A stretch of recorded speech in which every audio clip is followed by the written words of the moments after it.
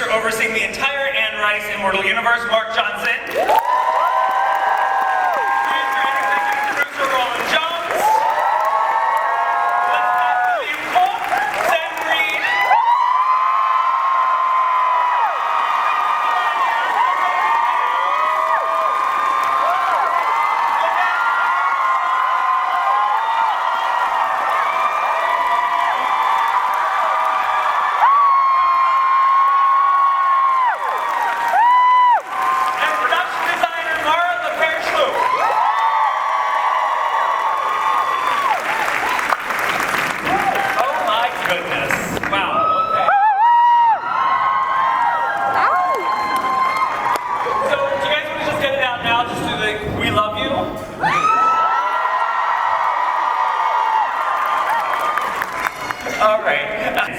Is a staggering testament to the work that you guys are doing. So on behalf of all of them, I say thank you. All right. Now, Mark,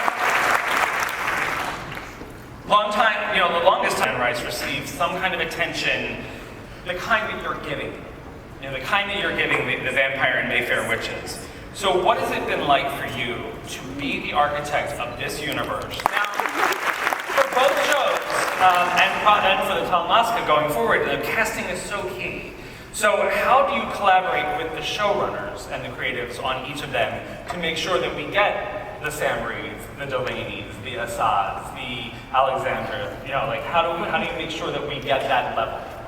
Well, and once again, it's trusting your creator, our showrunner in this particular case. Roland was very specific about what he was looking for. Kate Road James. She's the casting agent in London. Exquisite taste. How does that feel hearing that? Annoying and alarming. It's Anne. Nobody would be here without Anne. She had to use as much of Anne's writing and put into actors who had the facility for language to make it sound like everyday speech. And those were sort of the building blocks about how to do it. Okay. Maurice wrote in. I asked for some fan questions, and I think I crashed a server somewhere. People are very detailed. By the end of the show, so Maurice wrote in, by the end of the show, whenever that may be, do you think it's important that viewers have a generally objective understanding of the events that have occurred, or do you prefer so much being open to interpretation? What piece of art? What book, what movie? Makes it so uncomfortable, you gotta do it. But my God, sir, you fed us last year. The season 2 finale, brought Louis and Lestat back together, back to New Orleans, where it all began from. And I'm not gonna ask, because we all know, I'm not gonna ask what you two said to each other in the scene. But I do want to know, what did you two say to each other after you saw the scene? I don't know, I speak to Jacob all the time, so I don't really know. After we saw that scene, you mean, I think we were both a little bit embarrassed, actually. I think we were a bit shocked that it was so emotional. We're very proud of it, but, it was like, whoa, fuck, is that too much? In fact, I actually, in ADR, like that bit when I'm like, did you hurt yourself? I actually asked can we redo this? Because I sound ridiculous. Redo it. Roland, this is the thing with Roland, he's like, no. This is staying in the show. And so you see these characters in an incredibly vulnerable way, in a way that you've never seen them in the show. I think actually it's kind of, I'm proud to be in something that is sort of so exposing and vulnerable in a way. So I think at the end of the day, we're proud of it. Yeah. We're really proud of it. Yeah. All right, it was stunning.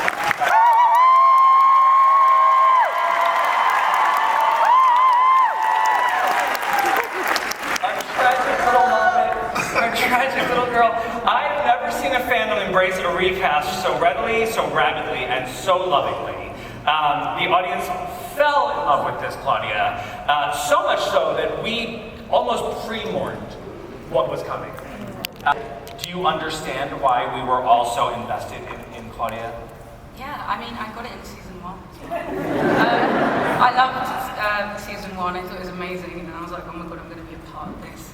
But yeah, I love Claudia with all my heart, and she can do no wrong ever.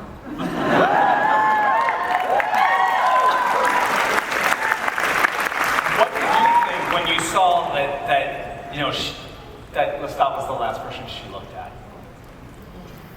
I battled with it in my mind a bit because I was trying to understand whether it was hatred or, you know, like her needing his help in a way. And when we did the scene a couple of times over, we kind of like navigated different takes. So it was experimenting, and then yeah, I realized that she was in so much pain that it is, you know, her looking to her dad for help. And yeah, it's very sad. But that's what it is. And now Assad.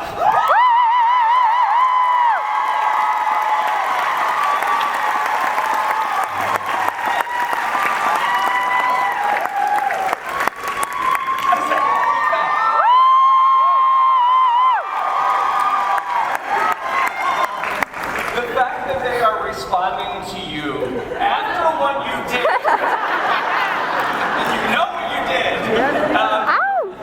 Another one, the performances you brought, like the amount of work that had to go into playing the deception that was masking, you know, the love, and also that fear of, you know, the man is old enough to have understood, like, this was not going to stand, right? I mean, he's been through it. Good afternoon. Yeah, but I think you can, I don't know, for me I was like, you can try and have all of those things in your mind and kill yourself with anxiety from it, or you can play one thing at a time. And I think we have a lot of things in our bodies as human beings. We are a lot of things, but we don't play everything at the same time. We pick and choose, or one thing controls another thing. So I don't know. I think that's how I did it. How was it for you watching the show and seeing like the fan reaction online and whatnot, if you follow that, and knowing like you're like starting to like me? Just wait until the text messages start coming. That's exactly how I was reacting to it. And how fun was it for you to finally get like some work with Sam in that scene in the finale, where you guys kind of, you know, it was like torn between two lovers kind of stuff. But in the finale, In the tower. in the, Magnus in the tower. oh yes, yeah. We just did a lot of eye acting. Yeah, there was a lot of also, I remember it was freezing cold in there. Do you remember? It was like... I don't remember that. Maybe it's because I didn't say anything, so I'm like starting to talk. I felt like Rashid again. Watching Louis in the study, I think. But I think that actually that scene, we talked a lot about it, that kind of like the most interesting thing about that scene is what's going on between Lestat and Armand, because they both know what's going on. Yeah. So there's so much unspoken stuff between the two of them.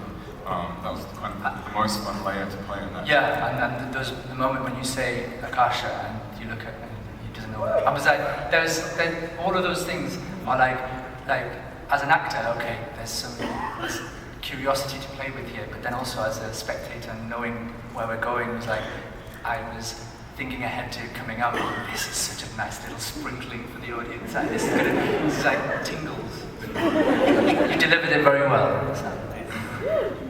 Delaney and Assad. Anne wrote in, what was it like working together to portray the complicated dynamic between Armand and Claudia? Did you guys recognize any parallels between both your characters, and did that inform either of your performances? Mm-hmm. Yeah, I think the fact that they returned so young and like Armand knowing that and still treating Claudia the way that he did is very interesting to me. I'm the leader of his hate page.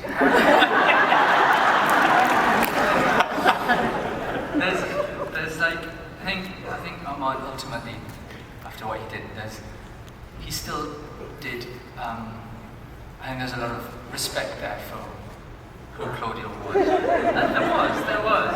I mean, People show respect in lots of weird ways. Sometimes by killing the person, or orchestrating their death. But like there's also the you were the stud's fledgling, and he has complicated feelings towards that as well. So. Armand, I'm trying to not put any like violas or bassoons or things like that in the forefront, things that it would be like at the same timbre of your voice. So we keep those in the back, let your voice take up that space. But that where do you start?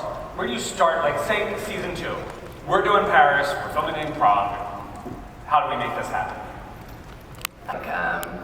Rations were going on for several years after the war, so it's this bright anchor from the war that's pulling things down, and so realizing things, and then we started the season without all of the scripts, so we didn't know what was going to happen in episode 8. We knew someone was going to come and kick some ass in the theater, but we didn't know. Rollin and the writers graciously wrote bios for each of our vampires, and we got to know their histories and when they returned, who they were before, and we got to develop what those spaces were. And it's a dream job. It's magical and wonderful, and the team is incredible, and yeah, it's really great. Our time is running short because I've got to get to the next show in the universe. But Rollin, why don't you just set it up? Anne Rice's Daniel Hart's The Vampire Lestat is what's coming. And what kind of singer is this guy going to be?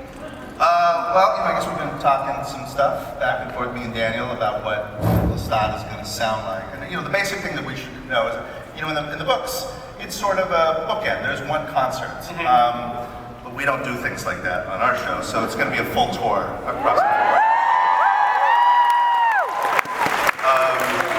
I don't know, David Bowie,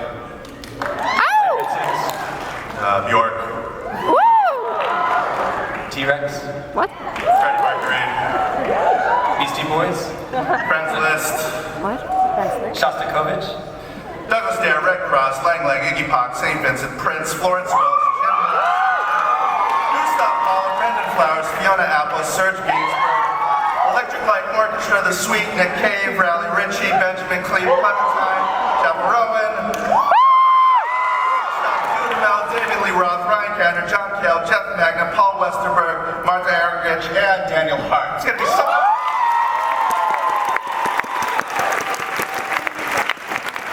And since we can't do audience questions today, you have something else better for that.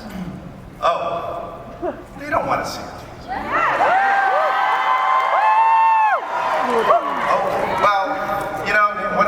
What you can do with a certain amount of money in the city of Pacoima. Here we go. A sneak of a lot of stuff from a potential, soon to be season 3 of Interview with the Vampire.